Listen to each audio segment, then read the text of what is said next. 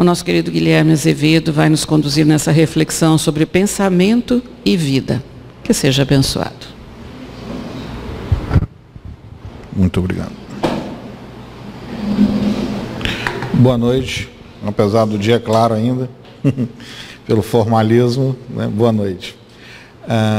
É sempre muito bom voltar aqui a essa casa que nos convida sempre com muito carinho. Eu gostaria de agradecer o convite e a oportunidade da gente se reunir e vamos conversar um pouquinho de coração para coração sobre esse tema que eu pessoalmente amo, esse tema, pensamento. Eu gosto muito do estudo da mediunidade e o pensamento está na base de todas as realizações mediúnicas. E todas as nossas realizações, nós vamos ver. E Pensamento e Vida, ele é também o título de um livro que existe no mundo espiritual, chamado Pensamento e Vida, e foi trazido para nós através da psicografia de Chico Xavier, por volta de 1956, 58, ditado por Emmanuel. E esse livro, e Emmanuel não chama de livro, ele chama de cartilha, a gente estuda ele antes de reencarnar. Tomar conhecimento da potencialidade que é o pensamento é uma matéria que a gente estuda para se preparar para uma reencarnação. Tamanha a importância disso. Um exemplo disso todos aqui são espíritas, frequentadores da casa. Um exemplo disso é o seguinte: o melhor lugar para você fazer qualquer tratamento físico de saúde é aqui na reunião doutrinária. Não é na reunião mediúnica específica para isso. Aqui a gente tem uma quantidade imensa de matéria mental, de excelente qualidade, à medida que cada um de nós, tanto encarnados quanto desencarnados, estamos com o pensamento voltado para um tema evangélico. Nós temos aqui uma quantidade de matéria-prima para que os nossos irmãos da espiritualidade se utilizem dela e tratem todos aqueles que aqui presentes estiverem. Então, o melhor passo que a gente toma não é quando a gente vai sozinho para lá, é aqui, quando estamos todo mundo junto. Todas as realizações em conjunto são melhores e mais amplas. Então, o melhor lugar para um tratamento físico de doença é na reunião doutrinária. De preferência, falando de temas bem evangélicos, falando profundamente do Cristo, não do texto evangélico, né? A gente já está o suficientemente maduro para superar a barreira do texto. A gente já está no momento de olhar para a exemplificação do nosso guia e modelo. E não seguir-lhe passo a passo, mas buscar seguir-lhe, porque nós estamos ainda numa condição um pouco distante de um espírito crístico. Mas aquilo é a meta, é o objetivo. E o que ele fez enquanto a sua exemplificação, enquanto a sua experiência como Jesus, nós podemos fazer. Ele personifica a face humana de um espírito crístico que se chama Jesus, essa face. E na condição de humano, vivendo todas as experiências que ele viveu, ele nos exemplificou. E pensamento, como a gente vai estudar agora, vai conversar agora, está na base de todas as minhas realizações. E por quê? Porque o pensamento é algo tão especial na experiência do espírito. Alguém já pensou se perguntar por quê? Porque tanto se fala em pensamento nas casas espíritas, nos estudos espíritas. Porque a gente vai fazer uma outra pergunta para responder essa. O que eu sou? A gente já parou e perguntou assim: cá, tá bom, eu sou esse corpo, Eu acho que a grande maioria aqui de nós já sabe que não somos. Aliás, nós já usamos vários outros corpos e vamos usar muitos outros. Nós estamos falando, segundo Emmanuel, de centenas de reencarnações só na fase de humano que nós estamos experienciando. E teremos muitas outras.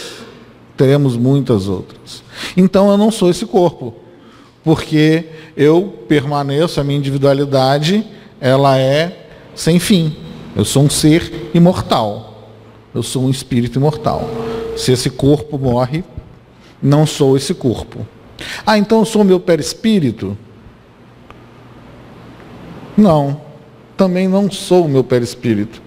A gente sabe que perispírito é material. Isso também já é ponto comum. O perispírito é o corpo espiritual que o espírito usa quando desencarnado. Então essa matéria também não sou eu, porque ela também se modifica. E outra, na pergunta 22 do Livro dos Espíritos, os Espíritos são muito claros quando Kardec pergunta de que é feito o universo. E eles respondem que no universo nós temos 3 coisas. Se pode se chamar de coisas, né? Essa é a limitação da nossa linguagem. Nós temos matéria, e matéria hoje a gente sabe que luz é matéria, tanto quanto essa mesa, ou uma bola de futebol, ou essa cadeira que você está sentando. A energia elétrica é tão material quanto tudo isso que a gente vê. Então, energia e matéria são a mesma coisa, e a matéria. A segunda coisa, entre aspas, é espírito. Então, espírito não é material. A pergunta 22 divide muito bem. Não é material. Espírito não é material. É uma coisa imaterial. Não ocupa espaço e não está submetido a tempo. A luz é matéria. A energia é matéria. Desde Einstein a gente já sabe que matéria e energia são a mesma coisa. E a terceira seria Deus. Acima de tudo, Deus. Eis aí, como diz Emmanuel, a real trindade universal. Deus, Espírito e matéria. Então, eu sou algo completamente imaterial. Que é uma coisa difícil para a gente entender. Nós temos muito pouca percepção do que seria algo que não ocupa espaço, por exemplo. Mas se a gente começar a fazer um exercício mental e falar assim, os amores que eu sinto, ocupa espaço? Tem limite dentro de mim? Ou só depende da minha vontade? Então os meus sentimentos são imateriais. É o meu conhecimento. Nós temos o cérebro do mesmo tamanho, com a mesma potencialidade. Alguns têm mais conhecimento, outros têm menos conhecimento. Ocupou mais ou menos o cérebro? Não. Isso nem a neurociência explica. Isso é imaterial. Mas isso é espírito? Também não. Isso são atributos do espírito. Um espírito ele pode ser mais ou menos inteligente, dependendo do ponto da caminhada que está. Ele pode ser mais ou menos caridoso, ele pode ser mais ou menos amoroso. Mas isso são atributos do espírito e, como tal, são todos itens imateriais. Não ocupa espaço. Amor tem forma. Alguém conhece a forma do amor? A gente conhece inúmeras expressões do amor. E elas são, muitas vezes, permeadas pelas nossas individualidades. A forma como eu expresso o amor é muito diferente como a forma que cada um de vocês expressa. E por isso, muitas vezes, a gente acaba, diante do nosso egoísmo, né, cobrando do outro a mesma expressão de amor que eu teria. Porque eu busco a expressão externa e eu não busco o que motivou essa expressão, que é amor do mesmo jeito. Então, o amor é infinito. E as suas variantes de expressão também. E cada um consegue expressá-lo à medida do que tem. do que é capaz. Acreditemos nisso. Que quando a gente vê alguém, às vezes, fazendo mal para a gente pode acreditar que ele está fazendo o melhor que ele pode. O melhor que ele pode. Assim como, se a gente comparar as nossas expressões de amor com as expressões do nosso modelo e guia, Jesus, nós estamos fazendo o máximo, mas nós estamos infinitamente longe disso. Então, a hora que eu for reclamar o amor que me devem, que eu compare também o amor que eu consigo expressar com as expressões de amor do Cristo Jesus. E outra coisa que a gente devia comparar, há pouco tempo ouvindo rádio, eu ouvi de um comentarista não espírita, não sei nem se ele era religioso, mas ele falava assim, a gente tinha que aprender a amar do mesmo jeito que a gente sabe odiar. A gente, quando odeia, a gente odeia todos os instantes da nossa vida. A gente não tira o objeto de ódio de mente. Mas quando ama, não é tanto assim. A gente sabe muito bem odiar. Vamos tomar como lição isso. Aquele perseguição, aquele pensamento contínuo. Não, eu tenho que... Isso não está certo, isso não é justo. Vamos aprender com a experiência que nós temos do não gostar, a amar. É daquele jeito. Mas voltando a pensamento e vida. Então, a gente tem o amor como atributo do Espírito, por exemplo. A inteligência como atributo do Espírito. E temos as suas expressões de inúmeras formas. E como que isso se dá? Então eu tenho o espírito, que é algo imaterial, e eu tenho um campo material de expressão. Tudo que nós vemos é material, nesse momento, na condição de encarnado. O mundo espiritual é feito de matéria. Como que eu me expresso nesse ambiente material? Eis aí a cartilha Pensamento e Vida. A gente entender que tudo que nós estamos vendo aqui são expressões dos espíritos, no caso nós. Por exemplo, uma analogia que eu gosto de usar muito, quando a gente vê um prédio bonito, muito bonito, aquilo ali é o quê? Senão a expressão do arquiteto que fez o desenho, do engenheiro que coordenou os trabalhos, do pedreiro que colocou tijolo sobre tijolo, do carpinteiro que fez as formas, do vidraceiro que colocou o vidro. Cada um colocou naquela obra coletiva, mais uma vez, as suas expressões de amor, de trabalho, de solidariedade, de disciplina.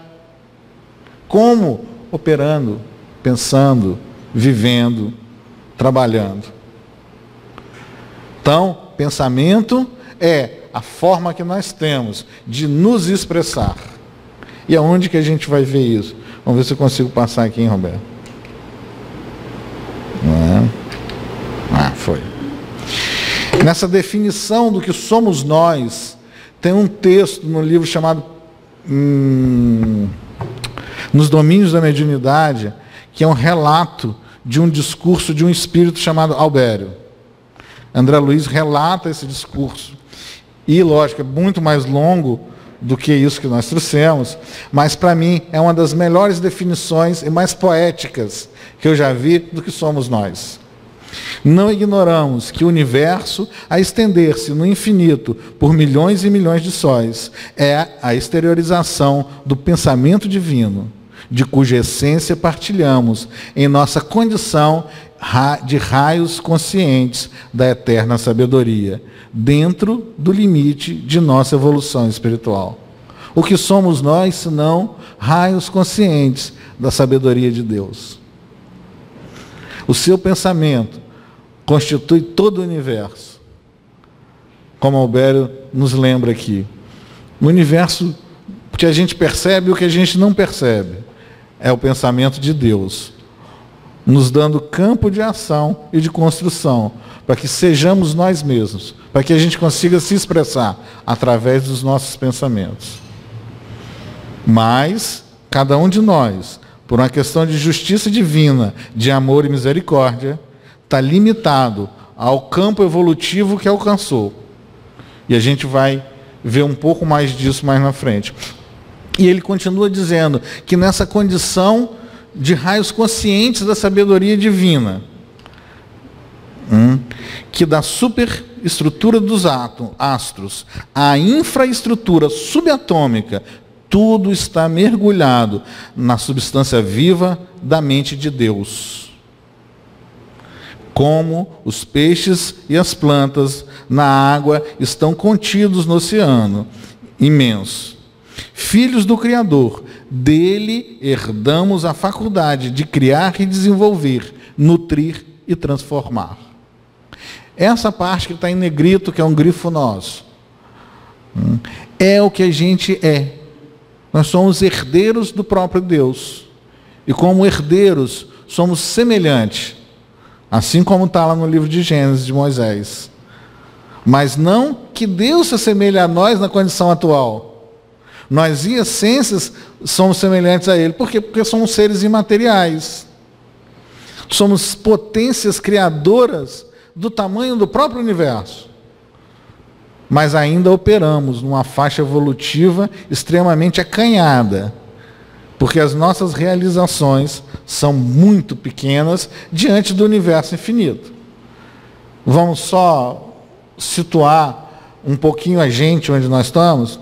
O planeta Terra é um dos 8 planetas que gira em torno de uma estrela chamada Sol, localizada na periferia de uma galáxia chamada Via Láctea, que tem nada mais, nada menos do que 200 bilhões de estrelas. O Sol não é só uma, e todas elas têm corpos que giram em torno de si. Eu sou um entre 7 bilhões de espíritos encarnados nesse planeta. E no universo que a gente consegue observar, nós temos mais de 200 bilhões de galáxias. Esse é o tamanho do universo.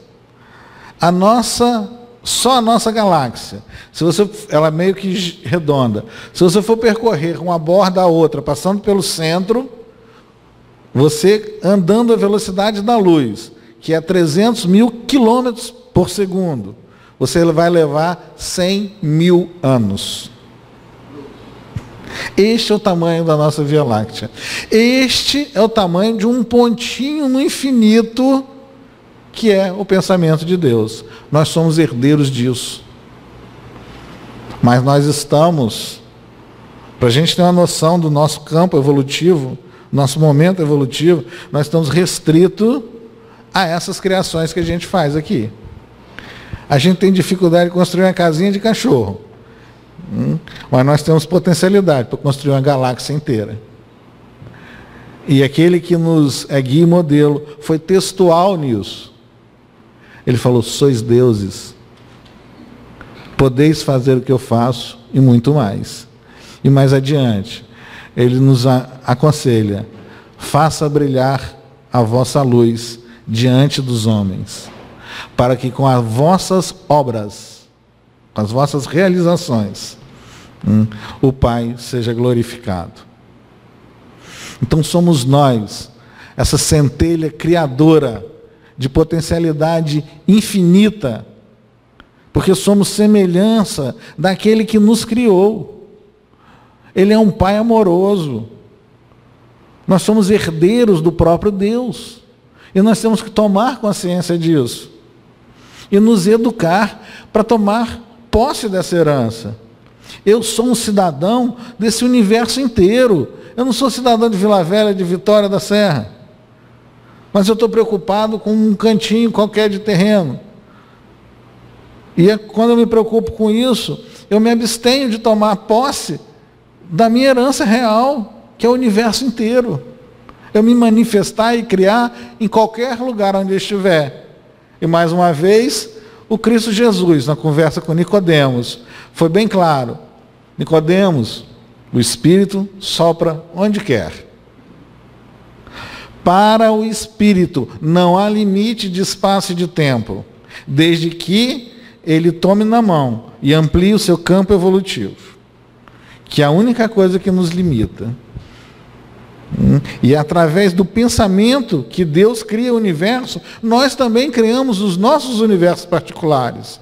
Nós criamos as condições de vida em que nós nos manifestamos. Senão, não existiria justiça. Senão, não faria sentido tudo isso que nós estamos vivendo.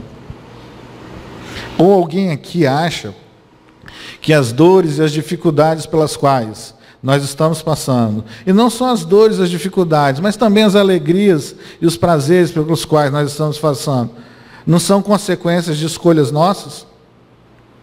Quantas vezes nós já paramos pensando, nossa, eu não merecia isso? Quando você fala isso, na verdade você está falando o seguinte, nossa, Deus está errado. Eu estou passando por isso, mas Ele é um Pai amoroso, misericordioso, infinitamente justo, tudo pode, tudo vê, onipresente, mas ele errou comigo. Ele não errou com o resto da humanidade não, mas errou comigo, porque eu não merecia isso. Não, gente, tudo, exatamente tudo, 100% do que nós passamos são frutos das nossas escolhas. Se não fosse isso, Deus estaria errado. E aí, mas Ele respeita a sua opinião. Você pode dizer que Ele está errado, que Ele não se aborrece. Pode ficar tranquilo, você pode discutir com Ele não se aborrece. Ele já passou, Ele te conhece profundamente, sabe o porquê das tuas dúvidas, das nossas dúvidas, porque eu também já passei por isso, sem dúvida alguma. Isso faz parte da nossa experiência. Mas a gente tem que ter isso como luz de fundo. Se eu estou certo nessas minhas afirmações, Deus está errado. Vamos conversar com Ele? Conversemos. Porque, como diz o texto, aonde que está Deus? Está no céu? Não, está aqui do meu lado agora. Nós estamos mergulhados no seu próprio pensamento. Cabe a mim senti-lo. Porque Ele me sente. Ele sente cada prece que eu faço, cada pensamento que eu faço, em todos os instantes. Mesmo naquele da dor mais profunda, em que você se sentiu abandonado, Ele está exatamente dentro do teu coração, dentro dos nossos corações. Confiemos em nosso Pai. Nós estamos mergulhados nesse exato momento, em todos os instantes da nossa vida, em seu pensamento. Um pensamento de potência criadora, para construir um universo desse que a gente não sabe o tamanho que é, mas o tamanho que a gente já conseguiu ver é imenso. Esse pensamento está te cobrindo de amor nesse exato instante. E está te dando todas as possibilidades para você, se quiser, construir um novo caminho. Chico falou, a gente não pode fazer nada com o nosso passado, mas eu posso começar agora um novo futuro. E só tem um momento em que o meu pensamento pode agir, que é agora. Eu não faço nada ontem, não faço nada amanhã, mas agora, nesse exato instante, eu posso querer mudar o rumo da minha vida. Ou reafirmar o rumo que eu estou. Mas a gente pode sempre dar um passinho a mais. O campo de evolução do espírito é quase que infinito. Então sempre tem passos a serem dados. Alguns são mais difíceis para uns, e esses mesmos passos são mais fáceis para outros, e vice-versa. Isso faz parte da experiência humana. Agora, o passo principal que a gente tem que dar é exatamente esse. Saber que todos nós estamos na mesma caminhada. Porque eu sou primoroso em cobrar a perfeição dela, dele, de todos nós. Nós cobramos as perfeições. Como se fossem todos anjos. Como se eu também o fosse. Porque, na verdade, eu não estou cobrando dele nada. Eu estou querendo as expectativas. Eu estou querendo as minhas facilidades. Você tem que se comportar assim. Você tem que fazer aquilo. Você tem que me dar aquele sentimento. É tudo. O centro do universo sou eu. Enquanto que Deus permeia o universo inteiro, não tem centro. E todas as minhas atitudes, todos os meus pensamentos, é sempre um problema entre eu e Deus. Não tem intermediário. Quando Cristo Jesus fala, eu sou o caminho, a verdade e a vida, é a exemplificação dele, não é a personalidade de Jesus. Longe, não faria sentido isso. Mas esse exemplo é o caminho que você tem para se ligar, religar, do grego religare. Religião é isso, religação com o Pai. E depende de mim fazê-lo, porque Ele está aqui, agora, permeando cada célula do meu corpo, sentindo cada sentimento bom ou ruim que eu estou sentindo, e me acolhendo, sem julgar, me perdoando todas as minhas falhas, e me ajudando a levantar. Como? Com o seu pensamento. O pensamento de meu Pai permeia a mim e a cada um de nós, que somos irmãos, nesse exato instante. Tanto os encarnados, quanto os desencarnados que estão aqui. Cabe a nós entender a grandeza que é esse amor que chega até mim. E entender a minha condição também de construtor desse mundo. E eu construo esse mundo, tomando esse plasma divino, esse fluido cósmico, hausto do Criador, força nervosa do Todo Sábio, e nesse elemento primordial, vibram e vivem constelações e sóis, mundos e seres, como peixes no oceano. Isso está no livro Evolução em Dois Mundos, de André Luiz. E esse é o pensamento, tal fluido cósmico que a gente estuda por aí, é nada mais, nada menos que o pensamento de Deus. E ele não é material. A gente chama de pensamento porque a gente não tem outro nome para dar. Esse fluido cósmico, essa potência criadora. Mas é dessa potência criadora, é dessa capacidade que ele imprime em cada um de nós, de realizarmos tudo, infinitamente tudo, no bem.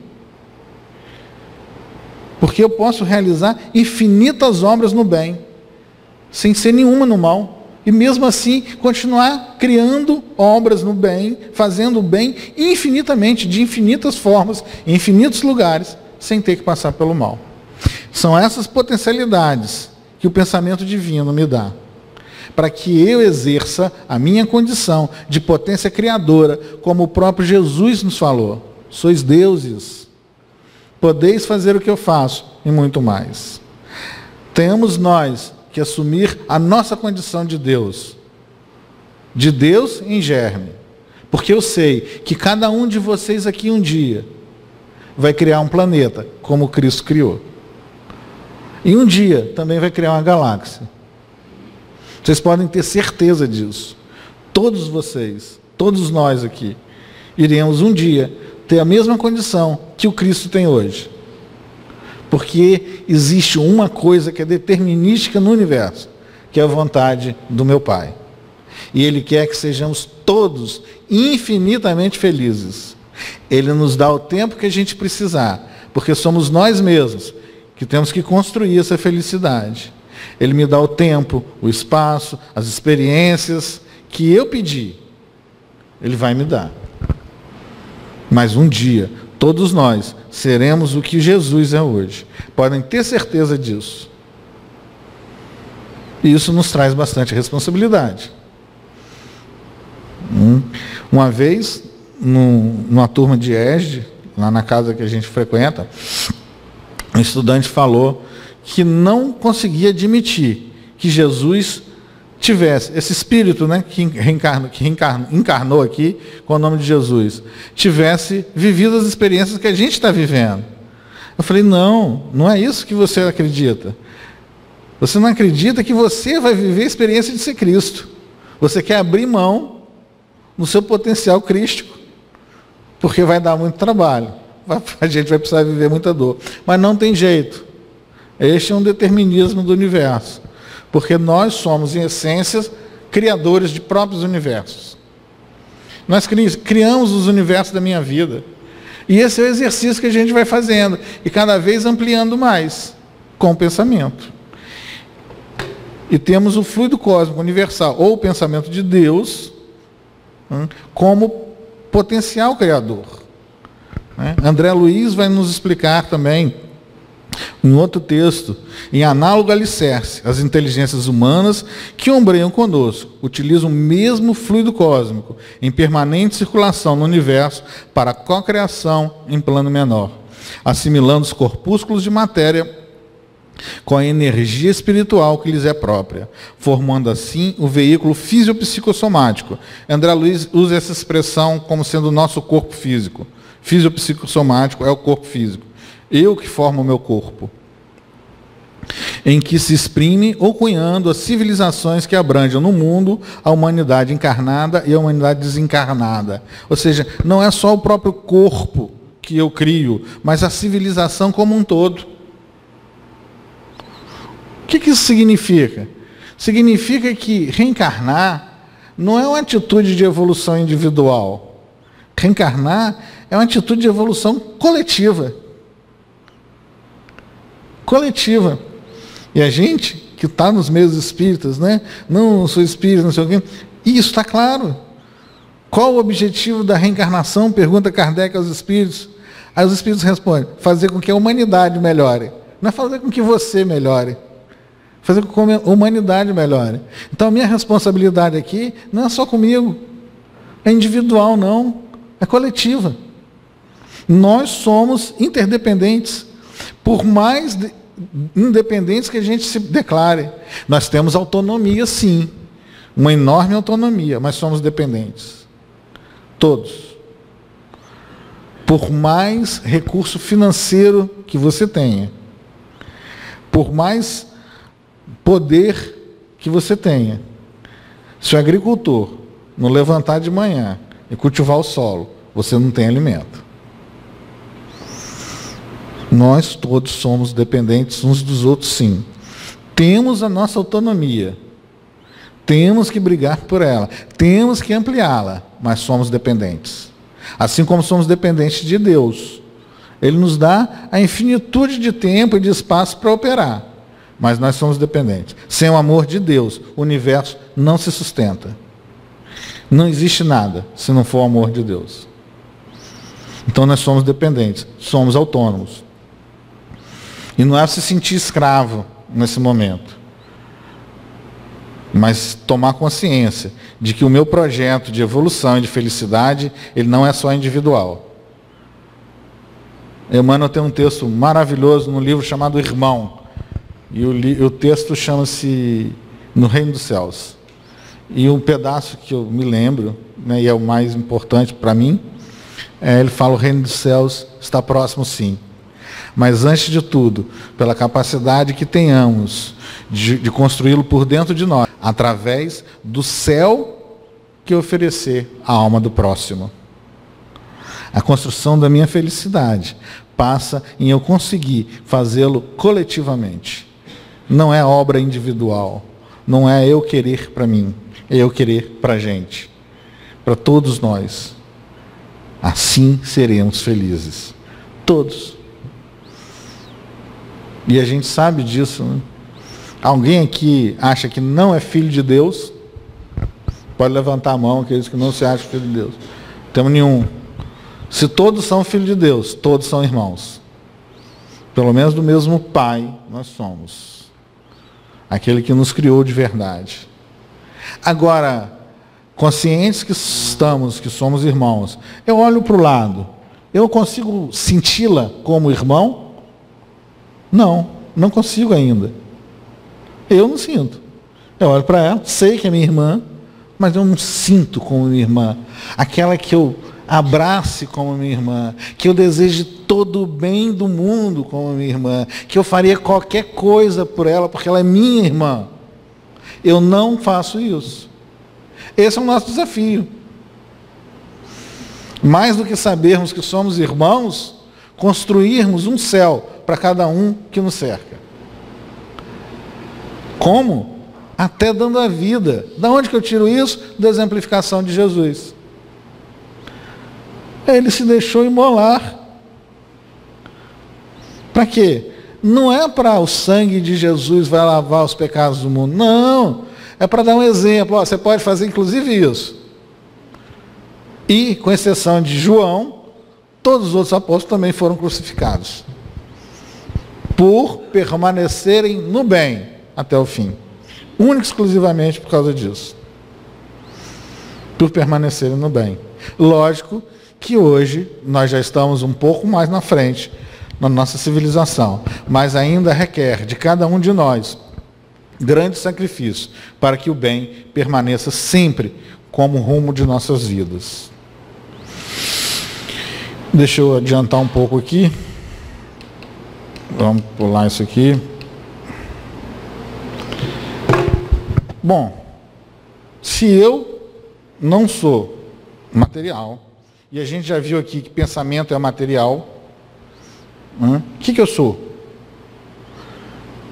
Sou um raio consciente da sabedoria divina, mas o que me constitui? O que forma eu? O que me diferencia um do outro, já que eu sou individualidade? Aí nesse mesmo discurso, Albério sabe o que é. Dá uma definição que eu também acho maravilhosa. Ele diz o seguinte, que a ideia é um ser, entre aspas, organizado por nosso espírito, a qual o pensamento dá forma, ou seja, se tem forma é material, tem espaço, ocupa espaço, a qual o pensamento dá forma, e ao qual a vontade imprime movimento e direção. A ideia é a base de todos os nossos pensamentos. A ideia no sentido de a ideia de amor, a ideia de humildade, nas suas mais inúmeras expressões. Né? Ideias e sentimentos. É nesse sentido que Albério está falando. E ele prossegue, concluindo brilhantemente, que do conjunto de nossas ideias resulta a nossa própria existência. O que sou eu, senão um conjunto de sentimentos e ideias, às quais eu me afeiçoo? O egoísmo é uma ideia que tem milhares de expressões. As expressões são o pensamento. O pensamento é a concretização dessas ideias. E é nessa renovação de ideias que o Cristo veio trabalhar. Porque aquele que construiu o planeta, na hora de encarnar aqui, ele encarna na manjedoura junto com os animais, implantando a ideia de humildade. Nas bodas de Caná, ele transforma a água em vinho, implantando a ideia de ajuda à felicidade do próximo, desinteressadamente. Que interesse Jesus teria naquela festa? No Sermão do Monte, ele implanta a ideia do espírito imortal sobre as ideias transitórias do corpo da carne. Ele fala naquele momento para o espírito imortal. Porque ele diz, entre outras coisas, bem-aventurados os aflitos, porque serão consolados no futuro. Mas ele não dá tempo. Ele não diz que é nessa encarnação e nem na próxima, porque ele transcende a nossa condição de encarnado. Bem-aventurados aqueles que têm fome e sede de justiça, porque serão saciados. Mas é fome e sede de que façam justiça comigo? Não. É fome e sede de ser justo. É isso que o espírito imortal busca. É ser justo. É conseguir fazer justiça. Então, no Sermão do Monte, ele implanta a ideia do espírito imortal. E na cruz da renunciação, a ideia da solidariedade para com a humanidade inteira, até diante da própria morte. E, ao contrário dos que muitos de nós ainda acreditam, né, que a crucificação é o ápice do Evangelho do Cristo, mas não é. O ápice do Evangelho do Cristo é ele se apresentar de novo, no domingo, para Maria Madalena, num domingo ensolarado, e dizer, olha, a morte não existe. É uma ilusão a tal da morte. E aí ele implanta a ideia da vida eterna, para que a gente expose essas ideias. Então, quando a gente fala em renovação, a gente está falando em renovação dessas ideias. Todas essas ideias a gente vai encontrar na experiência do Cristo sobre a Terra. Todas. Porque não é à toa que Kardec pergunta: e Deus nos deu algum modelo? E eles respondem: sim, Jesus. Siga-lhe a experiência. Abstenha-se do texto evangélico. Siga-lhe as experiências. Aí está o caminho, a verdade e a vida. Será que a gente, sendo crucificado analogamente, sendo pregado injustamente na cruz, eu consigo pedir perdão para o meu irmão que o faz? Eu consigo entender a sua incompreensão da realidade do espírito imortal? Ainda não? Então, que persigamos essa ideia, porque eu não consigo. E é assim que ele faz. Sendo pregado na cruz, ele fala: Pai, perdoai-vos, eles não sabem o que fazem.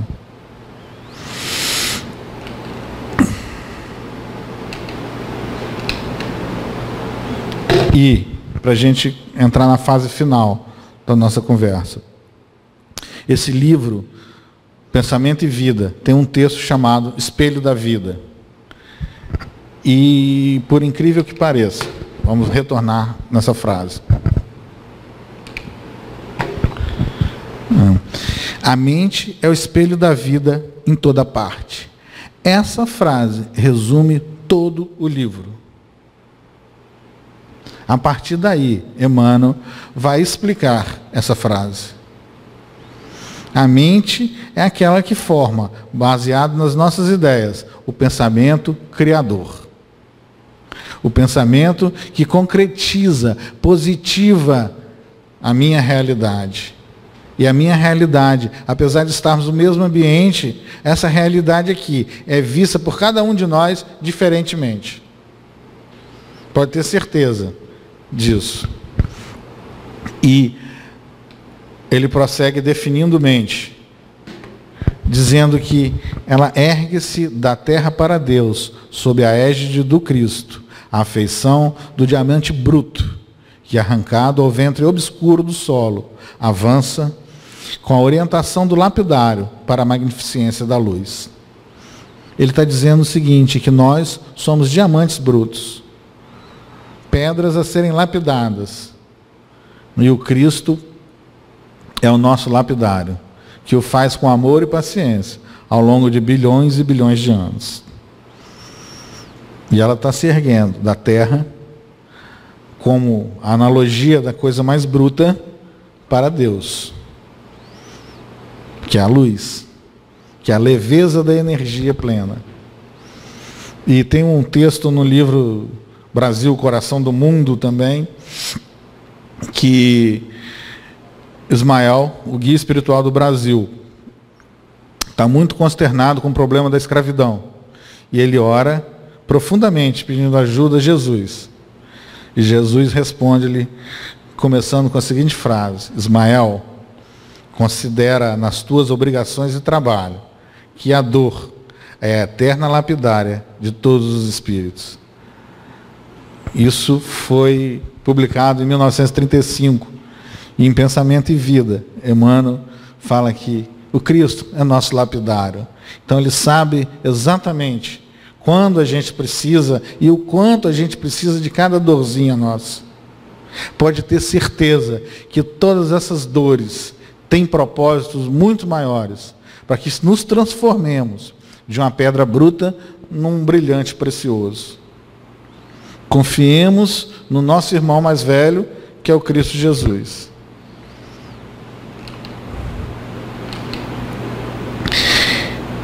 E ele fala que estudando a mente de nossa posição espiritual, confinado que nos achamos entre a animalidade e a angelitude, somos impelidos a interpretá-la como sendo o campo de nossa consciência desperta, na faixa evolutiva em que o conhecimento adquirido nos permite operar.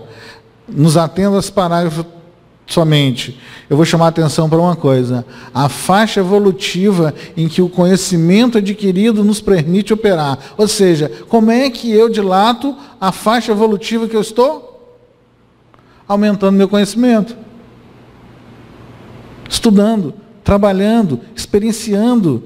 Porque estudar é parte do conhecimento. Estudar é tomar conhecimento da informação. Experienciá-lo é torná-lo parte de mim. E muitas vezes essa experiência dá errado, porque o nome é experiência. Então eu tenho que repeti-la várias vezes. Mas eu tenho que buscar esse conhecimento, fazê-lo parte de mim. Isso, depois esse parágrafo maravilhoso, que definindo-a como espelho da vida, reconhecemos que o coração lhe é a face e que o cérebro, o centro de suas ondulações, gerando a força do pensamento que tudo move, criando e transformando, destruindo e refazendo, para acrisolar e sublimar. Como que nós nos reconhecemos? Não é pela face? Como que eu reconheço o espírito imaterial? Pelos seus sentimentos. O coração lhe é a face. O coração, que é análogo, que faz analogia ao conjunto dos nossos sentimentos, o conjunto de nossas ideias, é a face do espírito imortal. É assim que nós nos reconheceremos na eternidade sem fim.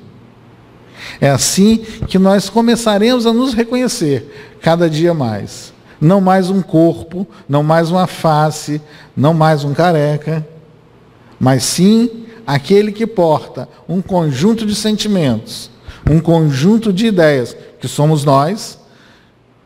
Esse conjunto de ideias é o que resulta a minha experiência, a minha existência e, consequentemente, as minhas ações. Esse conjunto de ideias é a face desse espírito imortal, que pode usar quantos corpos quiser, nas suas reencarnações ou fora delas.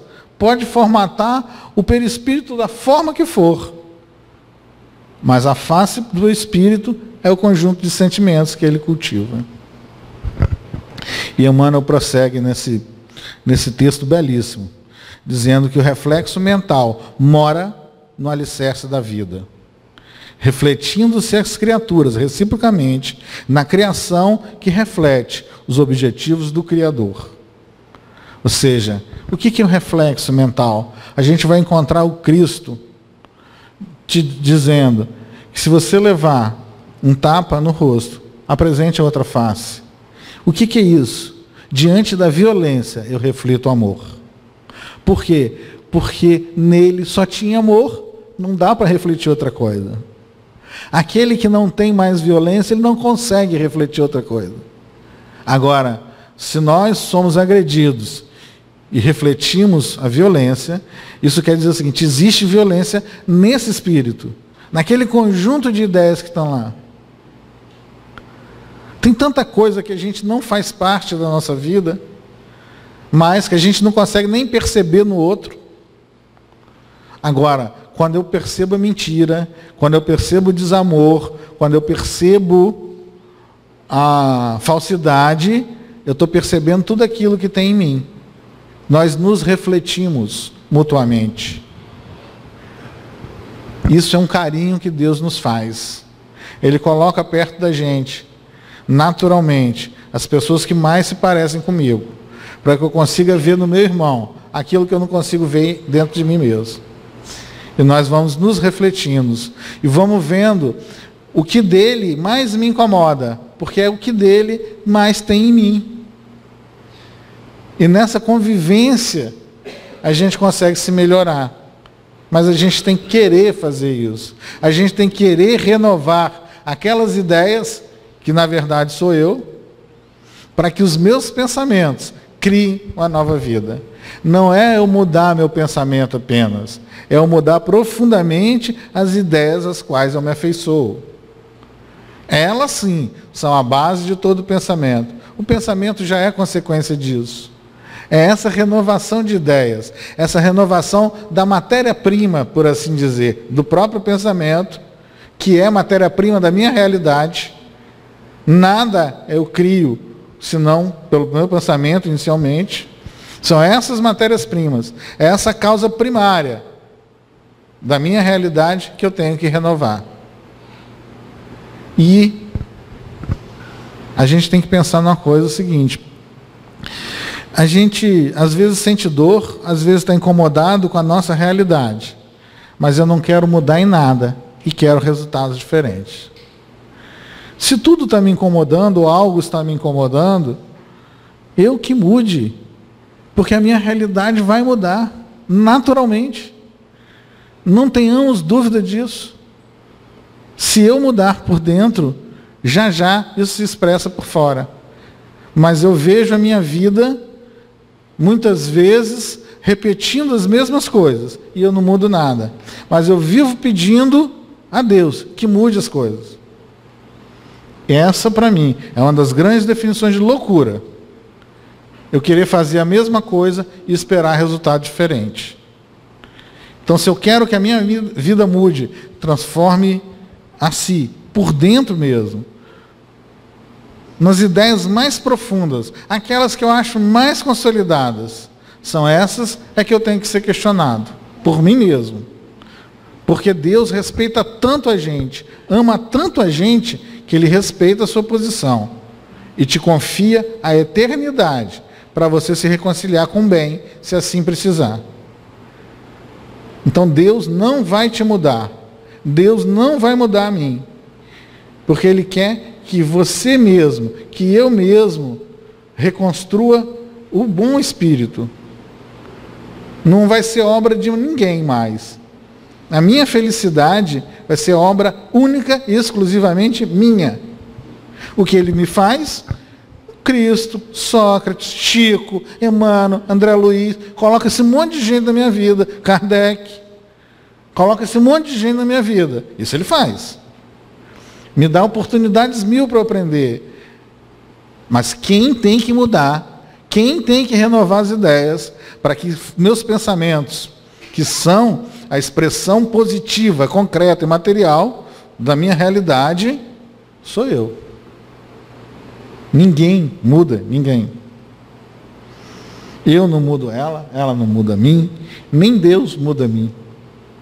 Apesar dele poder. Mas nem Ele muda a mim. Porque Ele me respeita, Ele me ama. Só que eu vivo querendo mudar meus irmãos. E esqueço de mudar a mim mesmo. Vamos fazer um mundo melhor? Vamos. Por onde vamos começar? Por dentro de mim. Se eu for melhor amanhã, o mundo vai ser um pouco melhor. Se eu jogar uma caneca de água quente no oceano, algum bilionésimo de grau o oceano vai esquentar. Eu só posso fazer nesse mundo a parte que me cabe. E eu fazendo isso, eu vou estar, mais uma vez, seguindo o exemplo do Cristo. Porque Ele, para renovar a nós, Ele não impôs nenhuma condição. Ele não impôs regra de comportamento. Eu desafio qualquer um aqui a me mostrar o Cristo impondo alguma atitude, algum comportamento a alguém. Em toda a sua experiência, Ele nos convida a fazer o bem uns aos outros. Não tem regra de comportamento. Não tem que você tem que cortar o cabelo assim, assado. Não tem. E Ele, inclusive, quando é questionado porque Ele faz uma cura no sábado, e os senhores da lei falam, mas o sábado é dedicado a Deus. Ele fala, o sábado foi feito para o homem, não o homem para o sábado. O bem não tem hora para ser feito, não tem dia para ser feito. Assim como a caridade. Então, senhores, ser espírita e ser caridoso não é na casa espírita, é do portão para fora. Aqui todos nós chegamos, boa noite, irmão, tudo bem? Será que eu consigo falar com aquele que eu vou achar ali na esquina agora? Será que eu consigo ser espírita 100% do tempo? Esse é o convite. Isso aqui não é uma missa, sem querer fazer alusão a nada. Isso aqui é um momento de reflexão, para que sejamos espíritas do portão para fora. No meu trabalho, na minha família, sempre fazendo bem, sempre renovando ideias, porque com o meu exemplo eu consigo despertar no outro a vontade de mudar. Eu não vou mudá-lo, mas eu vou causar-lhe a curiosidade, assim como Jesus fez com a gente. Ele começou com 12 pessoas. Hoje, quase 2 bilhões se declaram cristãos. São só 2.000 anos. E qual o problema? A gente tem a eternidade inteira. E para concluir, Emmanuel nos vai dizer o seguinte, que só tem uma forma da gente mudar. Eu tenho inteligência, eu tenho desejo, eu tenho memória. Isso tudo são potencialidades do espírito imortal.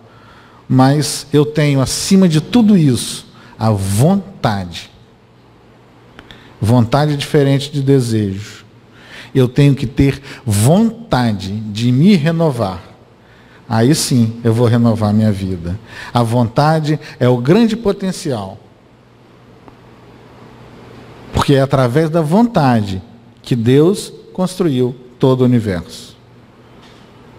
A gente vai ver isso no Jardim das Oliveiras, quando o Cristo de Deus ora, chora e pede: Pai, afasta de mim esse cálice, porque sabia ele do martírio que ia passar.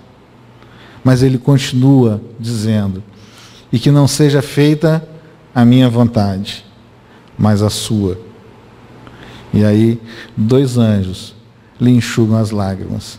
E confiem que todas as nossas lágrimas terão anjos para que nos enxugue, mas que nós temos que passar, cada um de nós, pela nossa crucificação pessoal, porque foi uma escolha nossa.